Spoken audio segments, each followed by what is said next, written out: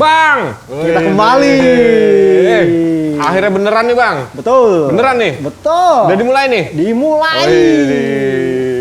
Dimulai tuh Bang. Iya nggak Bang? Kan udah Apaan sih yang dimulai? ada MotoGP Oh, 2021. Udah mulai press conference kemarin. 6 pembalap pada hadir. Salah satunya ada pembalap berusia 42 tahun. 42 tahun. Dengan musim ke-26. Musim ke-26 dan tampil bersama tim satelit Yamaha. Iya. Itulah dia, Valentino Rossi. Valentino Rossi. Forza Pale. Nah, tapi Bang, Iya. yang menjadi menarik di MotoGP Qatar 2021 ini, Iya. banyak kandidat, Iya. ya kan, Betul. yang kira-kira bisa nih. Setuju. Ya nggak cuma sekedar di Qatar doang nih, juara di Qatar, tapi untuk jadi juara dunia. Juara dunia. Tapi kalau untuk juara dunia, seenggaknya itu kita udah bahas tuh Bang ya. Iya. Ada sedikit lah, ya kan? Iya, iya. Nah, sekarang kita ke preview MotoGP Qatar 2021 guys. Satu. Balap malam, night race. Kemarin nggak ada. Yoi. MotoGP cuma Moto2 sama Itu Moto3. dia. Akhirnya digelar juga di Qatar nih Bang. Iya. Nah Bang, Oke. langsung to the point. Ya nggak? Karena teman-teman juga udah pasti kan udah nyaksi nih, ya video-video kita sebelumnya. Betul. Mulai dari launching Musim. team. Launching team Oh, launching dulu. team. Ya, launching Launching team. team, terus sedikit preview gambaran mereka untuk di Iya, 2021 ini betul. seperti apa. Terus baru tes, Tes pramusim. pramusim 1, pramusim 2. Pramusim 2. Wah, komplit kan Bang? Betul. Nah, sekarang kita langsung nih Bang, Oke. to the point. Siap. Kalau menurut Bang Joni, dari sekian banyak kandidat Iya. yang bisa, ya istilahnya bukan cuma podium, tapi juara nih Bang. Juara, oke. Juara di Losail, Oke. di MotoGP Qatar pertama nih. Betul. Siapa Bang? Ya kalau kita melihat sebenarnya ya karena di dua musim kemarin 2018-2019 itu motor Ducati lewat Ya. Andrea Dovizioso, ini bisa kemungkinan Jack Miller. Jack Miller. Bukan ya sekadar menebak karena dari si karakter sirkuit juga cukup klop dengan Ya. Ducati yang ternyata di luar ekspektasi pengembangannya benar-benar mengejutkan. Ya. Bagaimana dia memberikan terobosan baru lagi di saat orang-orang baru menerapkan whole device, dia Ya. udah menggunakan shape shifter. Apalagi tuh Bang? Shape shifter ini ya sebenarnya gabungan antara whole device depan dan belakang. Ya. Akan tetapi di beberapa kesempatan shape shifter ini bisa diaplikasikan pada saat menikung. Ini yang sebenarnya sudah diterapkan oleh Jack Miller di 2019, 2020, Ya. dan sekarang kebetulan dari tim pabrikan sudah makin sempurna. Ya. Nah, kita akan lihat nih di saat nanti latihan dan kualifikasi apakah Ducati juga menggunakan fairing baru. Ya. Ini kalau udah semua dipakai, Bahaya. amit-amit nih Jack Miller. Bahaya nih. Padahal kemarin dia sempat keki, sialan nih banyak yang menyamotase, mic-nya rusak, dia nggak bisa ngomong, mau nulis soal ini dikasih yang spidolnya Nggak bandel. nyangka. Iya, wah ini gimana nih? Jadi baru awal gini aja udah mulai sabotase, wah diketawain tuh sama semua peserta. Nah, berarti Jack Miller nih. Jack Miller, Kandidat betul. untuk di MotoGP Di Qatar 2021. 2021. Nggak kepengen sama temen ya rekan setimnya nih, Ya. Francesco Bagnaia. Karena kan kalau kita lihat dari sesi Ya, keseluruhan tes nih betul. di Losail yang beberapa 2 minggu ya. 2 minggu lalu kemarin, ya. ya, betul. Nah, itu Bagnaia kan dimasuk di posisi kelima. Kelima, kan? betul. Nah, nggak pengen nih Bang. Cuma kalau kita melihat sebenarnya ini Francesco Bagnaia masih agak kurang begitu meyakinkan karena kan hasil di 2020 apalagi paruh musim kedua dia agak keteteran. Ya. Lain dengan Jack Miller yang malah di paruh musim kedua makin kuat dan itu sebabnya menjadi salah satu alasan kuat Ducati merekrut dia sebagai pembalap tim pabrikan menggantikan Andrea Dovizioso dan juga secara istilahnya yang mengembangkan namanya ini memang shape shifter. Kenapa shape shifter? Karena memang di dalam beberapa kesempatan bisa menurunkan geometri motor pada saat menikung dan katanya ini memberikan manfaat buat Ducati bisa masuk lebih cepat ke tikungan dan keluar dengan lebih cepat tanpa kehilangan istilahnya efek karena powernya yang tinggi motornya wheelie ini enggak. Nah itu udah dicoba sama Jack Miller ini di 2019 dan kemarin 2020 dan sekarang dengan di motor pabrikan yang notabene sokongannya jauh lebih baik ini makin membuat Jack Miller bener-bener ngeri makanya ngeri sedap. Itu kalau di 2019, 2020 Betul. itu kan ya tadi yang Bang Joni bilang self shifter itu lebih bekerja untuk di roda belakang aja kan? Iya, ada belakang. Nah, kalau untuk yang di 2021 ini, Iya. apakah depan belakang atau gimana, Bang? Sebenarnya tidak sampai murni depan belakang. Ya. Depan hanya berfungsi pada saat dia melakukan start. Start. Nah, sementara di saat keseluruhan Ya. ini yang berfungsi di bagian belakangnya. Karena kemarin Oke. sampai banyak spy suit Ya. itu sampai menjelaskan, seorang jurnalis Prancis Thomas Bozard sampai memperlihatkan bahwa perangkatnya itu udah berbentuk kayak mekanis, bukan Oke. elektronik. Karena kalau elektronik itu pasti dilarang. Ya. Ini menggunakan piston dan itu kelihatan di belakang fairing yang menggunakan fairing terbaru, tepat di dekat sasisnya itu ada bentukan perangkat piston yang ini Oke. memang berfungsi, bisa dimanfaatkan oleh Jack Miller mungkin ya di saat kondisi dia menikung di tikungan yang memang dirasa menjadi kelemahan Ducati selama ini. Ya, kalau dulu kan lebih ke alatnya tuh kayak semacam apa ya? Untuk downshift dan gear up-nya si sepeda MTB dulu tuh, Bang. Betul. Kalau nggak salah mereka Santor atau malah Iya. ya kan? Kalau nggak salah. Iya, iya, Kita iya. ya maaf ya kalau salah ya guys, tapi ya itu seingat gue sih alatnya seperti itu. Ya. Nah, yang untuk 2021 masih seperti itu kayaknya. Masih seperti itu. Cuma hanya ada penyempurnaan ya, lagi penyempurnaan artinya kalau kemarin-kemarin kan Jack Miller masih suka lupa-lupa gitu kalau Ya. saya membutuhkan ini tikungan, lupa. Jadi suka meleset. Kalau sekarang ini jauh lebih fleksibel sehingga benar-benar bisa difungsikan dengan mudah. Di posisinya ada di stang kiri. Lebih tepatnya di bagian bawah. Kalau biasanya pembalap-pembalap yang itu menggunakannya sebagai thumb brake, Ya, ini dimanfaatkan sebagai sebagai shifternya. shifter. Nah, itu menariknya jadi bikin apa ya, ketika keluar tikungan, Iya. exit Exit itu tikungan, traksinya nggak nggak hilang. traksi nggak hilang, terus udah nggak ada bebanan yang Betul, istilahnya goyangan berlebih untuk di ban belakang ya, Bang? betul, dan juga tidak membuat efek wheelie karena kan kita Ducati ini kita tahu performa motor paling wow dan Ya. bahkan kemarin Power ya, paling gede, Bang. top speednya sampai mengalahkan 357,6. betul, itu berkat alat itu. Oke, berarti Johan Zarco sebenarnya udah pakai juga Sudah nih ya? pakai, cuma Johan Zarco yang masih yang digunakan oleh Miller di Miller tahun tahun kemarin. sebelumnya. Jadi Oke. agak harus benar-benar istilahnya Zarco tuh harus fokus. Jadi Ya. kapan dia mau belok dan mengaktifkannya itu harus benar-benar pas gitu. Nah, itu tuh prediksi, Bang. Prediksi. Untuk di juaranya ya. Iya. Nah, ini gue yang menjadi pertanyaan nih, Bang. Oke. Kenapa nggak coba jagoin, ya seperti kita tahu ini, antara Maverick Vinales Ya. ataupun di Quartararo. Betul. Atau bahkan di Franco Betul. Morbidelli. Betul. Karena gini, sirkuit Losail ini, ya seperti kita tahu ini, ini dibilang ramah terhadap Yamaha, iya. Iya, betul. Ya kan, Bang? Betul. Karena beberapa kali ya podium pun pembalap Yamaha ada di Yamaha podium. juara, iya. 2017 Vinales pernah, 2016 Rossi, Iya. kemudian Lorenzo juga pernah. Nah, itu Ya. kenapa nggak coba untuk menjagokan ya Fabio Quartararo ataupun Maverick Vinales ataupun Morbidelli ataupun bahkan Rossi sendiri. Valentino Rossi. Jadi kalau kita melihat sebenarnya ada beberapa faktor. Sebenarnya bisa Yamaha karena sudah membuktikan hal itu. Akan tetapi kalau kita melihat secara pengembangan teknologi Ya. yang diterapkan oleh Yamaha tidak saya katakan spektakuler oleh Ducati. Ya. Yamaha memang dia sempat kemarin mencoba perangkat aerodinamik Ya. yang ya itu spakbor gundul. bergundul.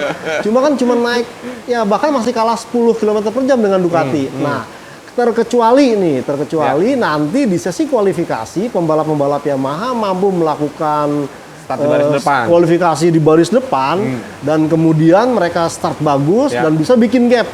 Ini yang memang sempat diungkapkan oleh Vinales dan bahkan juga oleh Quartararo. Ya. Yamaha dengan kondisi saat ini adalah motor yang bagus dan itu sebabnya harus bisa menempati posisi start terdepan dan kemudian melesat di depan bikin gap baru ntar setelah membuat jarak dengan pembalap-pembalap lain Ya. baru bisa tenang. Nah, ini yang membuat pertimbangan kenapa saya lebih menjagokan Ducati karena perangkat-perangkat yang digunakan oleh Yamaha ini masih tanda petik abu-abu. Karena kalau kemarin sempat ditanyakan di press conference, Quartararo katanya yakin dengan 2010, makanya mesti coba lagi. 2010 maksudnya? 2021, maaf, Oh. sasis 2021. Oh, oke.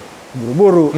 Jadi dia Saking yakin, semangat ya Bang ya? iya yakin dengan 2021 tinggal ya beberapa fine tuning. Nah. Sementara Viñales dia akan melihat nih apakah kemarin kan dia lebih banyak di menangani permasalahan sendiri soal bagaimana dia start dengan kondisi tangki penuh dengan pilihan ban yang katakanlah ekstrim. Nah ini itu sebabnya masih ada kegalauan dia mah. Nah sementara Valentino Rossi sendiri bahkan ya yang penting dia akan berusaha. Dia kalau saya katakan Valentino Rossi diplomatis karena memang kondisinya sebenarnya masih ada kendala, tapi dia katakan bahwa dengan kemarin dia berhasil mencetak waktu terbaik pribadinya, artinya motor Yamaha masih bisa berduel lah dengan rival-rivalnya baik itu Ducati, Suzuki ataupun dengan Aprilia dan KTM. Jadi kalau untuk Rossi sendiri kira-kira nih, kalau abang nih masuk di 5 besar nggak? Ya mudah-mudahan lah. Mudah-mudahan ya. Ya, pokoknya Rossi ini kan dengan kondisi baru ini kita akan lihat. Dia memang bersemangat. Kita akan lihat apakah dia tiba-tiba bikin kejutan minimum atau setidaknya bisa start di barisan depan. Ini akan membuat seru MotoGP Qatar 2021. Karena bikin penasaran kan pastinya Bang. Iya nggak? Iya. Gimana performa dia di tim satelit? Iya nggak? Ya gimana dia ketika bekerja bersama anak didiknya? Iya, anak didiknya. Nah itu kan jadi bikin penasaran. Betul. Dan bahkan sekarang kan kru timnya murni baru dan biasanya dia dikerubungin beberapa orang banyaknya sekarang ya minimum cuman ya lebih sedikit lah. Namun Rossi mengatakan tidak ada masalah dan dia siap untuk bertempur di Race Day MotoGP Qatar 2021. Nah, kalau gue nih Bang, ada sedikit ada sedikit pendapat. Kenapa ya kalau gue sih kalau untuk ngejagoin untuk juara juara baik itu Fabio Quartararo, Morbidelli atau Viñales atau bahkan Rossi nih, kayaknya memang agak sulit nih karena ketika harus melawan Jack Miller dengan segala macam teknologi yang dia bawa oleh Ducati nih sebenarnya kan. Karena ya kelihatan lah Ducati ini kayak udah siap banget nih. Nah, tapi gue ngeliat yaitu secara histori sirkuit ini ramah banget untuk Yamaha. Ditambah lagi Bang, ini sirkuit Losail nih memiliki tingkat grip ban yang cukup tinggi nih Bang. Betul. Nah, itu tuh yang istilahnya kenapa ya kalau kita lihat di paruh musim kedua kemarin kan udah berbanyak main di Eropa ya tahu sendiri. Betul. Low grip lah. Kendor. Dan itu pasti kendor gitu kan. Yamaha pasti kendor, betul. Nah, ketika nih Yamaha dapat high grip untuk daya cengkram ini lebih bagus. Betul. Kemungkinan ya itu tadi Bang, soal ketika exit dari corner, kecepatan tinggi, tadi Bang Joni bilang kecepatan walaupun hanya 10 km per jam, tapi seenggaknya itu ada perubahan kan Bang. Iya nggak? Nah kalau gue sih sedikit berpendapat bahwa masih ada kans lah untuk Yamaha fight untuk ya podium bahkan untuk juara. Gitu. Nah Bang, yang menarik lagi Suzuki nih Bang. Iya. Ya ini sama nih sebenarnya nih. Betul. Sama seperti Yamaha. Ini sirkuit ramah nih untuk Suzuki nih. Ya kita lihat di fight-nya 2019 ketika Andrea Dovizioso disodok-sodok terus sama Alex Rins. Betul. Ya, Bang? Betul. Nah, menurut Bang Joni, kira-kira seperti apa nih Suzuki di MotoGP Qatar 2021 ini? Jadi saya melihat lagi-lagi nih Suzuki kan sampai saat ini belum menemukan solusi untuk time attack-nya.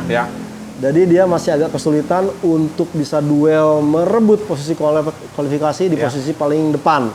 Ini menjadi PR buat Suzuki. Seandainya nih Suzuki berhasil mengatasi problem dia kurang bagus di time attack, dan saya harapkan ya baik Joan Mir dan Alex Rins bisa mencari solusi yang terbaik untuk bisa dia posisi start paling tidak di minimal nih 3 baris depan deh. Kalau udah baris 4 ataupun 5 itu akan menyulitkan, terkecuali mungkin ya di sisi lain bahwa kita tahu Suzuki ini sebenarnya motor yang benar-benar punya durabilitas luar biasa. Itu dia Bang. Nah ini seandainya paket kualifikasi dia bagus dan juga dengan durabilitas yang mumpuni, saya yakin Suzuki bisa bersaing. Nah, sama satu lagi Bang. Abang ingat kan tahun-tahun ya istilahnya tahun kemarin lah, paling gampang dari tahun kemarin. Betul. Yang menjadi menarik dari Suzuki adalah kemampuan para pembalapnya untuk meng-save untuk menyimpan, memanage kekuatan ban nih. Betul. Gak habis di ujung. ya. justru di ujung-ujung makin malah kencang. iya. Iya nggak bang? Iya. Ya kencangnya sih nggak kencang seperti lap awal, Betul. tapi dibandingkan dengan para pembalap lain, time-nya dia justru lebih bagus. Setuju. Nah, ini kejutan yang kayak gini nih bang. Bener. Sebenarnya yang diharapin dari si Suzuki nih. Suzuki. Nah, cuman kan kita tahu nih, kalau pamannya katakanlah saya setuju bahwa dua pembalap Suzuki ini piawai menjaga tingkat keausan ban. Hanya saja tahun ini si Michelin tuh mengatakan dia mendatangkan ban kompon belakangnya itu dengan karkas yang lebih keras. Artinya punya usia pakai jauh lebih lama. Oh iya. Dan bahkan kemarin tuh pembalap-pembalap mengaku sih puas-puas aja. Nah, apakah ini juga akan menjadi istilahnya bumerang buat Suzuki yang kemarin kan problemnya ya Ducati bermasalah dengan ban belakang, Yamaha bermasalah, Honda juga bermasalah. Nah, kemarin itu si Michelin ini mendatangkan ban belakang baru nih. Iya bang, gue baru inget tuh bang. Betul. Ini nggak ada nada-nada sumbang nih. Kagak ada kan? Ya semuanya kan? Nggak seperti tahun lalu loh bang. Betul, wah kurang ini gitu. Nah, tahun ini nggak ada nada sumbang terhadap ban Michelin nih. Iya, dan maksudnya emang kemarin dikomplain tetap bannya ban kompon soft, lembek. Tapi dia memperkeras karkasnya sehingga usia pakainya yang mungkin untuk motor-motor yang di kondisi high grip di Losail ini ya separuh balapan udah kelar, bikin bingung. Ini sejauh ini mereka merasakan cukup puas dan bahkan kemarin kan beberapa pembalap melakukan tes ban belakang Michelin ini sampai puluhan lap dan bisa bikin waktu yang cukup konstan.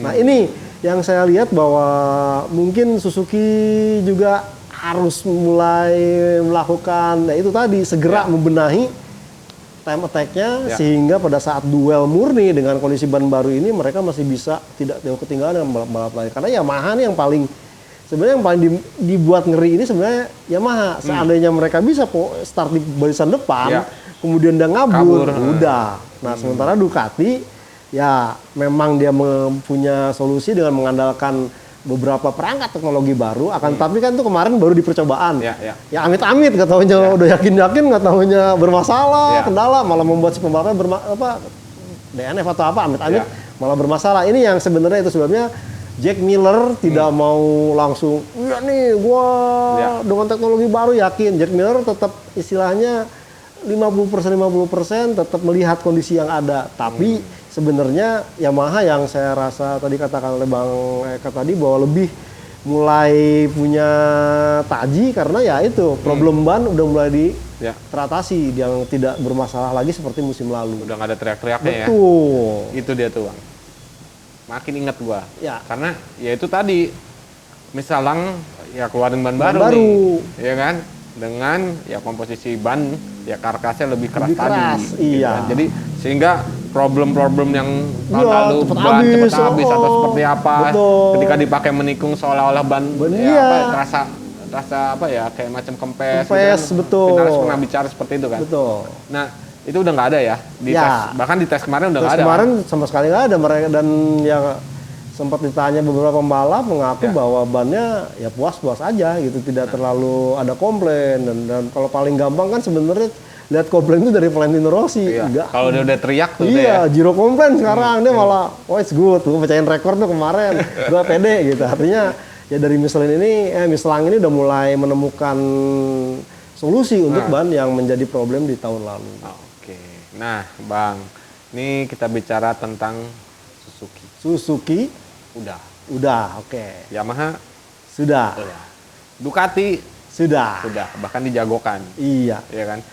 Kita bicara tentang Honda, Aprilia dan juga KTM. Bang. Ini ya gimana ya Bang, maksudnya nggak cuma berdasarkan hasil tes kemarin, musim kemarin nih Bang. Tapi kira-kira nih Bang, apakah Honda bisa fight di baris depan, Aprilia bisa fight di baris depan, dan bahkan KTM nih bisa di fight di baris depan? Mungkin saya lebih cenderung ke KTM dan ke Honda. Karena KTM Aprilia belum. Aprilia kita akan lihat nih karena jagoannya hanya Alex Espargaro gitu yang benar-benar dia pede kemarin, dan bahkan sayangnya kemarin ada trouble engine lagi ini yang masih jadi PR buat Aprilia. Seandainya Aprilia bisa mengatasi faktor durabilitas dan tingkat ketahanan mesin, mungkin Alex Espargaro bisalah bersaing di 5 besar. Untuk Honda mungkin kita melihat bagaimana Spartannya seorang Paul Espargaro. Kenapa Paul Espargaro? Karena ya sayang sekali Marc Marquez harus absen karena kondisinya tidak memungkinkan. Kalaupun dipaksa malah membahayakan, menurunkan. Jangan. Lebih baik sabar. Sabarlah, pokoknya benar-benar fit, gas.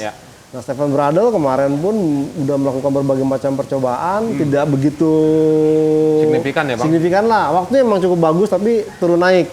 Nah, sementara Paul Espargaro kemarin dia tuh sampai dari yang pertama sampai 2 hari yang kedua itu benar-benar melakukan running sebanyak-banyaknya, menghabiskan semua jatah ban untuk bisa mengetahui sampai di mana karakter si RC23V ini, dan ternyata dia mulai bisa membaik. Nah, dan bahkan sih Alex Espargaro udah mulai pede nih, dia sadar bahwa dia anak baru di Honda, tidak ingin sesumbar. Nah, sementara mungkin nanti yang akan menjadikan kejutan adalah di tim satelitnya.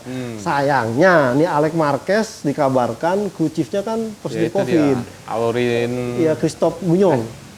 Kan tuker dia. Tukeran ya? Aurin kan megang si ini, Paul Espargaro. Oke. Bradl yang Marc Marquez dipegang oleh Santi Hernandez. Nah, si Giacomo Guidotti tetap bersama Takagami, makanya ini agak merepotkan dengan walaupun dikatakan bisa berkomunikasi lewat ini, faktanya kan agak menyulitkan. Ya, yang saya yakin sih jaringan di sana jauh lebih bagus. Cuma apa iya seorang kru chief yang berada di kamar dengan pembalap dan yang timnya di lapangan bisa menemukan solusi, ini agak menyulitkan. Paling tidak saya berharap sih Nakagami mungkin bisa lebih siap lagi menghadapi ini, karena kemarin dia akan menjadi pembalap Honda yang progresnya paling bagus. Tapi kalau secara bagus Paul Espargaro paling bagus. Karena motor pabrikan. Karena ya masuk di 10 besar. 10 besar, betul. Nah, sementara untuk KTM masih memang istilahnya kan terjadi perubahan dari non konsesi kepada konsesi dengan jatah hanya 7 mesin. Dia masih mencoba mencari karakter motor mesin seperti apa, dan juga beberapa pembalapnya juga baru, ada Daniel Petrucci dengan kondisi yang baru sama sekali dengan KTM, Miguel Oliveira baru naik satelit ke pabrikan dan juga gabung dengan kru chief yang baru. Setidaknya mungkin nanti ini di kualifikasi Jumat dan Sabtu ini akan memperlihatkan apakah KTM ada perkembangan. Seandainya mungkin sangat bagus positif pengembangannya, atau ada hasil yang dirasa bisa membuat dia tampil bagus, tidak menutup kemungkinan si KTM ini bisa bersaing di depan. Tapi susah, Bang, karena gini, kalau kita harus nungguin FP1 nih, terutama untuk di Qatar ya. Ini kan agak susah, Bang. FP1 baru bisa berlangsung malam kan? Malam, betul. Jumat malam. Terus kapan kita mau naikin video gitu kan? Siap. Ujung-ujungnya kan ya kita terbenturnya sama itu sebenarnya, Bang. Tapi ya setengahnya untuk MotoGP Qatar ini kan kita udah ya banyak lah bekal yang bisa diangkat untuk memprediksi, review.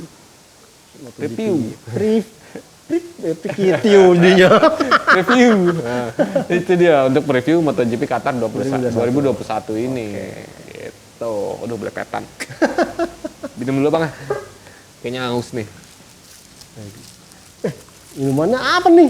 Ini coklat, Bang. Coklat. Kita agak sedikit geser dari kopi. Tapi lagi di mana kira-kira nih? Tetap kawan sekopi. Kawan sekopi, guys. Mana sih gak ada yang main-main kesini nih? Enggak, karena ini coklat jadi kawan secoklat. Kawan secoklat. Oke. Ya tadi udah dibahas nih ya. Ya bahkan Aprilia ada salah satu faktor yang sedikit membuat keraguan ya. Saya ragu untuk bisa tampil di podium ataupun bahkan di 5 besar ya. Karena ya tadi sempat ada gejala engine trouble, terus pembalapnya juga hanya satu. Iya, ya satu yang bagus. Tapi kan nanti kalau Andrea Dovizioso datang ke Jerez, April, nah itu ada pengembangan. Seneng banget tuh. Alex Espargaro, aduh. Nah, kita langsung nih, Bang. Siap. Prediksi ya, Bang? Oke, guys. Nah, 1. Jack Miller. 2. Mungkin Franco Morbidelli. 3. Ketiganya Francesco Bagnaia deh. Wah, kagak ada pengen lu. Ya istilahnya salah satu pembalap Suzuki masuk di situ. Pengen sih, cuman ya itu tadi saya masih agak ganjel. Dia problem mereka tuh masih bermasalah di time attack di kualifikasi. Seandainya kualifikasi bagus, saya pegang Joan Mir bisa untuk juara. Oke. Nah, itulah ya, Bang. Jack Miller, Morbidelli, Bagnaia. dan juga Bagnaia. Jadi Ducati, Yamaha, Ducati. Nah, itu dia. Oke, Bang. siap. Guys, gimana guys? Setuju nggak dengan prediksinya Bang Joni? Kalau nggak setuju, tulis prediksinya teman-teman sendiri di komen. Itu dia. Tapi sempet loh yang di video yang endingnya tes yang kedua. Itu teman-teman ada yang nulis tuh. Yang istilahnya menurut teman-teman di MotoGP Qatar nanti juaranya siapa aja. Ya kan? Nah, ada beberapa yang nulis ya sesuai tuh sama Bang Joni, Jack Miller. Itu tuh. Jack Miller tuh. Nah, itu dia. Jarang-jarang dah lihat Jack Miller juara lagi. Terakhir kan lama banget 2005 dia kan. Karena 2006. Berarti udah 14 tahun lebih dia. 2000 berapa, Bang? 2000 berapa sih? 2016. Enggak kan dia waktu pertama kali gabung kan di tim satelit. Oh, itu yang di Max VDS kan? Itu yang menang di... Itu yang dia bikin acara Soi ya itu kan lama banget. Kemarin nyaris juara. Itu juara di Asen. Iya benar. Jadi yang depannya ada siapa nggak tahu jatuh dia yang menang. Itulah dia. Berapa sih? 2016 kalau nggak salah ya. 16 ya? Iya kalau nggak salah ya. Nah itu artinya karena ya 2017 Rossi. 2017 Rossi ya. Di Asen kan. Artinya kan cukup lama juga nih udah berpindah tim dari satelit terus ke Ducati, sekarang pabrikan masa iya sih nggak jadi. Dan yang paling kenapa saya pilih Jack Miller kan di Qatar ini nih 100 kali start di kelas Premier. Artinya nih histori buat Jack Miller. Dia pertama kali berstatus tim pabrikan, tentunya akan sangat indah kalau dia bisa mempersembahkan podium utama. Kalau gue nih Bang, kalau gue sendiri nih, prediksinya gue nih ya, untuk juara 1 nih, itu masih diperbutkan sama, ya bisa dibilang 3 pabrikan itu. 3 pabrikan, Ducati, Yamaha, Suzuki. Ini 3 pabrikan ini nih. Entah itu, ya kalau untuk Ducati, gue mungkin Jack Miller ya. Tapi kalau untuk Yamaha, antara Franco Morbidelli sama si Fabio Quartararo. Terus kalau untuk si Suzuki-nya, gue lebih sedikit pede ke Alex Rins. Iya. Itulah. Oke guys. Nah, Bang Joni. Oke, kita sudah di sini. Betul. Dan kita akan ketemu lagi nanti di reviewnya kan. Review MotoGP Qatar 2021. Itulah dia guys. Oke guys, saya Kabudiansyah dari Autores ID dan juga gridauto.com. Mohon pamit. Dan saya Joni Lona Mulia dari motorplusonline.com. Turut pamit. Oke, see you guys. See you.